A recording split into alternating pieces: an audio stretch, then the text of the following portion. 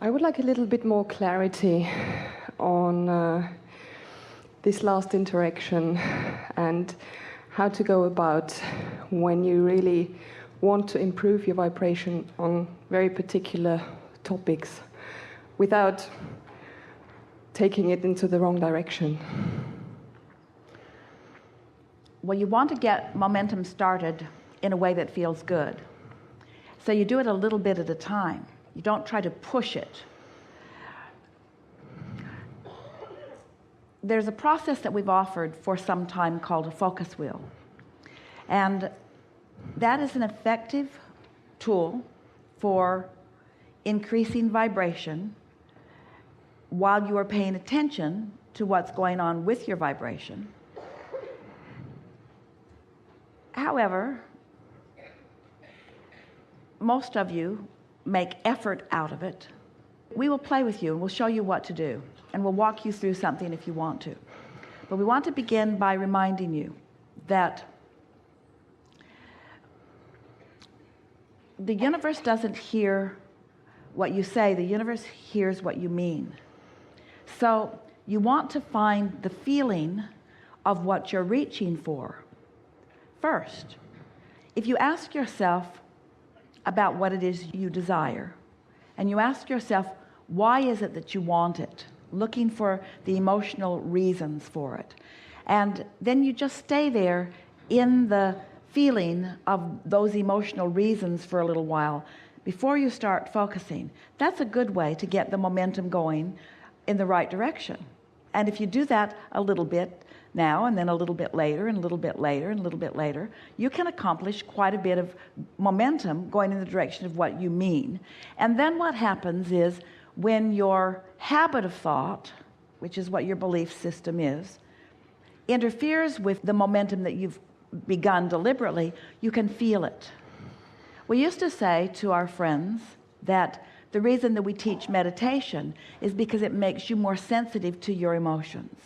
And so the reason that we teach focus wheels is because it makes you more sensitive to your thinking thoughts that are in opposition to what you really want. All of these are just focusing tools. But we don't want you to get too carried away with it, you see. Do you believe, as we do, leading question, but do you believe from your own experience, has life shown you that unless you're thinking a thought that is negative in nature, that the thoughts that you think are positive? Can you say that? This is an important question, because some people can't say yes to that question. Some people would say, no, if I'm not deliberately trying, my mind wanders in negative places. So we're asking all of you to just contemplate for a moment. Do you think that, let's see, we'll put it in a blunt way. Do you believe that your beliefs are more serving you or not serving you? All of you, think about that. Do you believe from the practice that you've done and the thoughts that you think, in other words, do you find yourself easily appreciating people and experiences and things? Do you find yourself easily looking for the best in things? Do you find the positive aspects are the things that you're more leaning toward mostly? Mostly. Well, if the answer to those questions is yes, yes, yes, yes, yes, then you don't have any real work to do other than to be aware of when you're not doing that and then just cut it out. Do you ever get down the road with negative emotion and not know it? No. Do you find yourself ever just deep into negative emotion, completely oblivious to how rotten you feel? Or are you aware? So now the next question is, why are you willing to put up with not feeling good? Mostly because there's some kind of schedule or something I think What's I that have got to do with anything? Can't you feel good on your way to a schedule? Can't you feel good on your way to other things? Are you saying that there are conditions in which you just cannot feel good? Conditions in which I feel that it's more difficult to feel good than in others. Of course, but that wasn't our question. Our question was, are there conditions in which you can find nothing to feel good about? I think there's one or two where I can't find anything yet to feel so good. And are they conditions that you can't avoid? Do they follow you everywhere you go? Are they present in your experience? It's conditions that I've tried to avoid, and I've had some success with that. But then sometimes they tend to get reactivated by something I hear. So how is this attempt at being the anomaly in the universe working out for you? Trying to get away from something. How's this exercise in exclusion working? I live in a universe based on attraction, and I'm focused upon that thing that I'm trying to stay away from. How's that working? Let's put it another way. I've been trying to to focus on other things that made me feel good. But that isn't what you said. Okay. That isn't what you said, and that isn't what you meant. It's what you mean now. Okay. Everyone relates, and that really is the point that we are making, is that you can't get there from there. There's still a belief within you that you can avoid something. Well, you can't avoid it. It just comes closer. When you identify something that you want to avoid, you activate it in your vibration, and it just shows up and shows up and shows up until it gains momentum. So how do you avoid unwanted things? You just told us, but say it again. Trying to focus on something else? Focus on something that you do want. And so now we're going to ask you the question, and it's not a trick question. Well, a little tricky. How do you avoid something that you don't want? By focusing upon something that you do want. Is that a hard thing? To focus upon what you want? Is that hard? It is if there's momentum going. But why is there momentum going? Because there are some beliefs. Because you've been doing it. Because you've been doing it. So I can't stop doing this thing that I've been doing because there's momentum. And it's harder for me to start doing that other thing because I've got this other momentum. Of course it's harder, but can you do it? Do you have the ability to focus? Do you have the ability to focus or don't you? That really is what it comes down to. Do you have the ability to focus or don't you? So if you've got the ability to do something that's hard to do, if it's hard to do, you know you can do it, but it's hard to do, then what's your nature? If something's hard to do, what usually happens to you? I don't want to do it. You try harder. You try harder. But what does trying harder do when what's really active in you is something that you don't want? This is what's going wrong for most of you. In other words, you're operating from old premises of effort and action that don't apply relative to vibration and point of attraction. This is a universe that's based on attractions. Where does that leave you? So you're not where you want to be. You are where you don't want to be, let's say. And so you decide that you're just going to get over there to where you want to be. So you're offering action. So you're picking up this stick that has this subject on it, but what end of the stick are you vibrating on usually? Are you vibrating on the end of what you want, or in this effort action mode that you're in, are you trying to get rid of something or trying to avoid something that you do not want? Can you feel how the laws of the universe are sort of defeating you in your purpose because you're utilizing the law of attraction in a counterproductive way? So we're just wanting to make this really obvious, that trying harder is not the answer. So if there's something that you want and trying harder isn't the answer, then what is the answer? Relaxing. Trying less hard. That's why we call it the path of least resistance.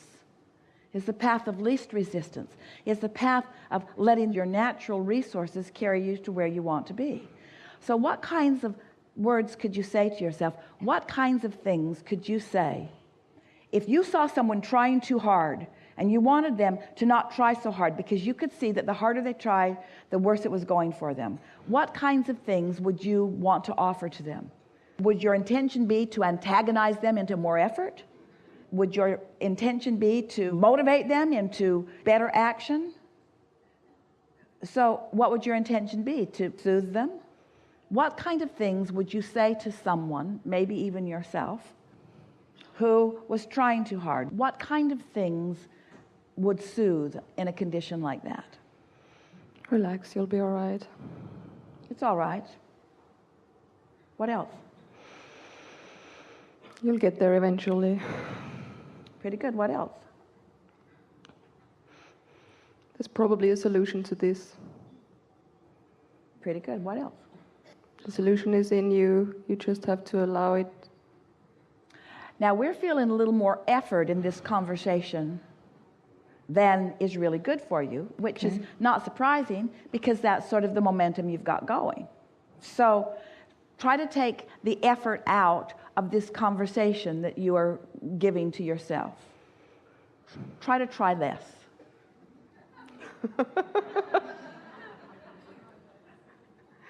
Oh, so what?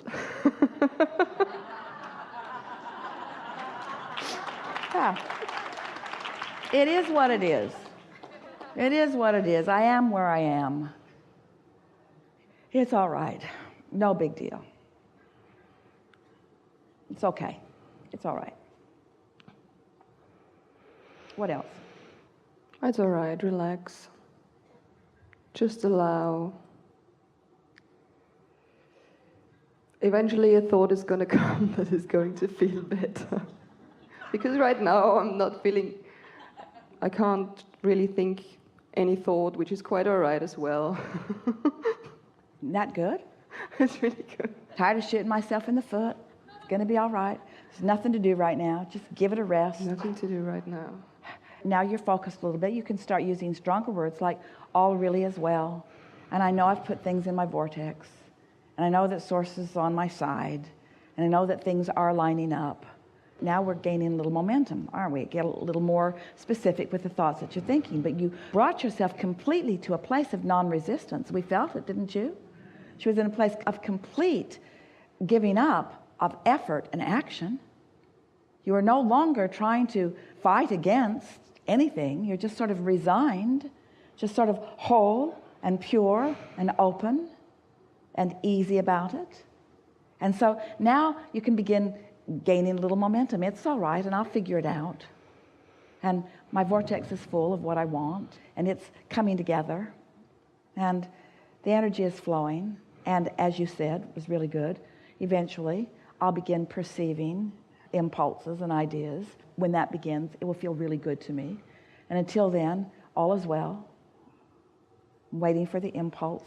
It's a nice place to be, trusting that it's coming, eager for it to come, anticipating that it will come. Doesn't matter when it comes. I know it is coming. It is inevitable. It is completely logical.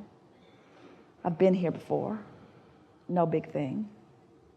Easy unfolding. Comfortable becoming. Everything's all right. I'm right on track. Nothing needs to be done. I'm not being tested. It's just a matter of figuring out what I want. I'm figuring out what I want. I know what I want. I know I want to feel good. I know I like to be clear. I like the feeling of energy moving. I like the ease of non-resistance. I like the state I'm in. I can feel I've really accomplished what I meant to accomplish. I've created an atmosphere around me that's conducive to receiving good ideas. The ideas are flowing. The realization is coming stronger. It doesn't have to come this red hot minute. This has been good work. This is the best use of my time that I could have offered. Good for me. I'm in a good spot. This feels really good. I love where I am. I like what's coming. All is well. That's not hard, is it? It's not hard.